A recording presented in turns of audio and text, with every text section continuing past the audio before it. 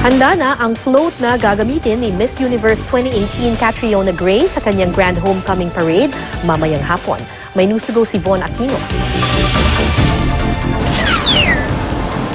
Alas 5 ng umaga nang dumating sa Pasay City ang magarbong float na gagamitin ni 2018 Miss Universe Catriona Gray sa kanyang Grand Homecoming Parade sa Pasay City, Manila at Makati City ngayong araw. Maingat ang pagbiyahe rito kaya ilang oras din ang inabot bago nakarating sa Pasay. Angat na angat ang kulay at disenyo nito na hango sa Mayon Volcano at Mickey Moto Crown. Pansamantala itong ipinarada sa Atang de la Rama Street at kaagad na isinagawa ang final retouch. Ayon sa lumikha nito na si Fitz Hilorio, dalawa ang pwedeng pwestuhan ni Pin Cat sa float, depende kung saan siya komportable.